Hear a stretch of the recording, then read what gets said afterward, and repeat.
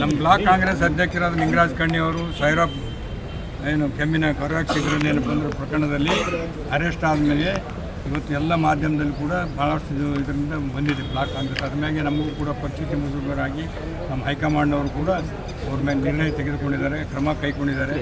ಆದರೆ ಇದನ್ನು ಆದಮೇಲೆ ಆ ತನಿಖೆ ಆಗಬೇಕಂತ ನಾವು ಯಾವತ್ತೂ ಕೂಡ ಒತ್ತಾಯ ಮಾಡಿದ್ವಿ. ನಮ್ಮ ಉಸ್ತುವಾರಿ ಸಚಿವರು ಕೂಡ ಸಂಪೂರ್ಣವಾಗಿ ತನಿಖೆ ಆಗಬೇಕು, ಇದರಾಗ ನಾವು ಹಸ್ತಕ್ಷೇಪ ಮಾಡ್ತಕ್ಕಂಥದ್ದು ನಿಷ್ಪಕ್ಷಪಾತ ತನಿಖೆ ಆಗಲಿ ಅಂತ ಹೇಳಿದ್ದಾರೆ. ಆದರೆ BJPಯವರು ಕೆಲವೊಂದು ಸ್ವಾಮೀಜಿಯವರು ಬೇರೆ ಬೇರೆ ಸಂಘಟನೆಗಳು ಮಾತನಾಡ್ತಾ ಇದ್ದಾರೆ.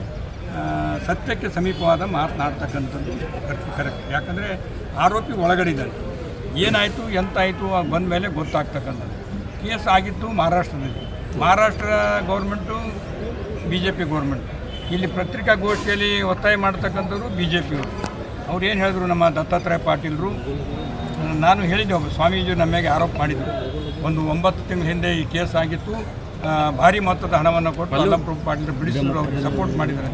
ನಾನು ಹೇಳಿದೆ, ಸ್ವಾಮೀಜಿಯವರೇ ನೀವು ಒಂದು ಪೀಠದ ಅಧ್ಯಕ್ಷರಾಗಿದ್ದೀರಿ, ಕರ್ಣೇಶ್ವರ ಸಾಕ್ಷಿಯಾಗಿ ನಾನು ಹೇಳ್ತೀನಿ, ನೀವು ಹೇಳ್ರಿ. ನಾನು ಇದರಲ್ಲಿ ಏನೂ ಭಾಗಿಯಾಗಿಲ್ಲ, ನನಗೆ ಗೊತ್ತೂ ಇಲ್ಲ, ನಾನು ಹೋಗಿಲ್ಲ, ನೀವು ಹೇಳ್ರಿ.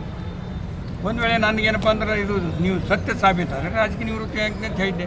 ಅದಕ್ಕೆ ನಮ್ಮ ದತ್ತಾತ್ರೇಯ ಪಾಟೀಲರು ರಾಜಕೀಯ ನಿವೃತ್ತಿ ಆಗೋದು ಬೇಡ ಹೇಳಿ ವ್ಯಂಗ್ಯವಾಗಿ, ನನಗೆ ತಾಕತ್ತಿದ್ರೆ ನೀವು ಪತ್ರ ಬರೀರಿ ಮಹಾರಾಷ್ಟ್ರ ಗೌರ್ಮೆಂಟ್.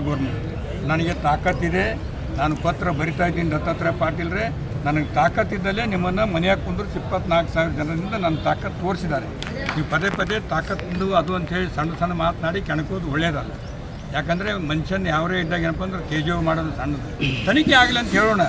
ಯಾರ್ಯಾರ್ದು ಏನಪ್ಪ ಅಂದ್ರೆ ಏನೋ ಅಪರಾಧ ಮಾಡಿದಾಗ ತಾನೇ ಸಿಗಿಬಿದ್ದಾಗ ಒದ್ದಾಡಬೇಕಾಗ್ತದೆ ಮನುಷ್ಯ. ಅದಕ್ಕೆ ನಾವೇನೋ ರಕ್ಷಣೆ ಕೊಟ್ಟರೆ ಅದು ಮಹಾ ಅಪರಾಧ. ಆ ರಕ್ಷಣೆ ಕೊಡ್ತಕ್ಕಂಥ ಪ್ರಶ್ನೆನೇ ಇಲ್ಲ. ನಾನು ಪತ್ರ ಬರಿತೀನಿ. ಮತ್ತೊಂದು ಮಾತು ಹೇಳ್ಯಾರ, ಅವ್ರು ಏನು ಹೇಳಿದ್ರು, ಲಿಂಗರಾಜ್ ಕಣ್ಣಿಯವರಿಗೆ 20 ಕೋಟಿ ರೂಪಾಯಿ ಕೆಲಸ ಕೊಟ್ಟು ಸಹಾಯ ಮಾಡ್ತಾ ಇದ್ದಾರೆ ಅಂತ. ನಾನೊಬ್ಬ MLA ಇದ್ದೀನಿ. ಇಲ್ಲಿ HSDP ವರ್ಕ್ ಅವ್ರ ಕಾಲಕ್ಕೂ ಟೆಂಡರ್ ಆಗಿತ್ತು. ಅವ್ರು ಯಾರಿಗೆ ಕೊಟ್ಟರು, ಅವ್ರು ಯಾರು ಕೆಲಸ ಮಾಡಿದ್ರು, ನಾನು ಕೊಡ್ತಕ್ಕಂಥ ಪ್ರಶ್ನೆ ಇಲ್ಲ.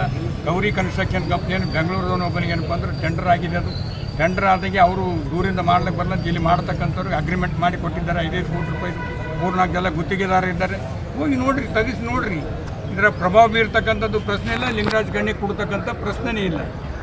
ಈ ರೀತಿ ಸುಳ್ಳು ಆರೋಪ ಮಾಡ್ತಿದ್ದಾರೆ, ಇದು ಸರಿಯಲ್ಲ. ಒಟ್ಟಾರೆ ನಾವು ಎಲ್ಲರೂ ಸೇರಿ ಇದ್ರ ಬಗ್ಗೆ ಸ್ಟಾಪ್ ಮಾಡಬೇಕು. ಇನ್ನು ಏನಪ್ಪ ಇಂಥದ್ದು ಆಗ್ತಕ್ಕಂಥ ಇದ್ರ ಬಗ್ಗೆ ತನಿಖೆ ಆಗಲಿ, ಸತ್ಯತೆ ಹೊರಗೆ ಬರಲಿ. ನಾವು ಏನೇನು ಡೆವಲಪ್ಮೆಂಟ್ ಮಾಡೀವಿ ಅಂತ ಅನ್ನೋದು ಬಿಟ್ಟು ನಮ್ಮ ಪ್ರಿಯಾಂಕಾ ಖರ್ಗೆಜಿಯವರು ಸಾಕಷ್ಟು ಅಭಿವೃದ್ಧಿ ಕಾರ್ಯಕ್ರಮ ಮಾಡಿದ್ದಾರೆ ಗುಲ್ಬರ್ಗ ಜಿಲ್ಲೆ.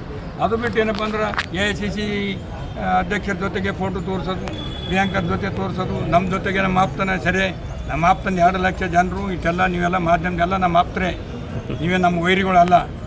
ವಿರೋಧ ಪಕ್ಷದಲ್ಲಿದ್ದವರು ಕೂಡ ನಮ್ಮ ಆಪ್ತರೇ, ನಾವೆಲ್ಲ ಒಂದೇ. ಇಂಥ ಮಾಡಿದಾಗ ಅಪರಾಧ, ಇದನ್ನು ಮುಜುಗರ ಆಗ್ತದೆ. ನಾವು ಇದನ್ನು ಖಂಡಿಸ್ತೇವೆ. ಇದನ್ನು ಸತ್ಯ ಇದ್ದರೆ ಇದಕ್ಕೆ ಎರಡನೇ ಮಾತಾಡಬಾರ್ದು. ದಯಮಾಡಿ ಏನಪ್ಪ ಅಂದ್ರೆ ಇಂಥ ವಿಷಯದಲ್ಲಿ ರಾಜಕೀಯ ಬೆರೆಸಬಾರ್ದು. ನಾನು ಗುರುಗಳಿಗೆ ಕೂಡ ಹೇಳಿದ್ದೀನಿ, ಆಂದೋಲನ ಶ್ರೀಗಳಿಗೆ, ದಯಮಾಡಿ ರಾಜಕೀಯ ಮಾಡಬೇಡಿ, ಸತ್ಯದ ಬಗ್ಗೆ ಮಾತನಾಡಿ ಅಂತಕ್ಕಂಥದ್ದು ದತ್ತಾತ್ರೇಯ ಪಾಟೀಲರು ಕೂಡ ಹೇಳ್ತಿದ್ದೀನಿ, ಚಂದು ಪಾಟೀಲರು ಕೂಡ ಹೇಳ್ತಾ ಇದ್ದೀನಿ.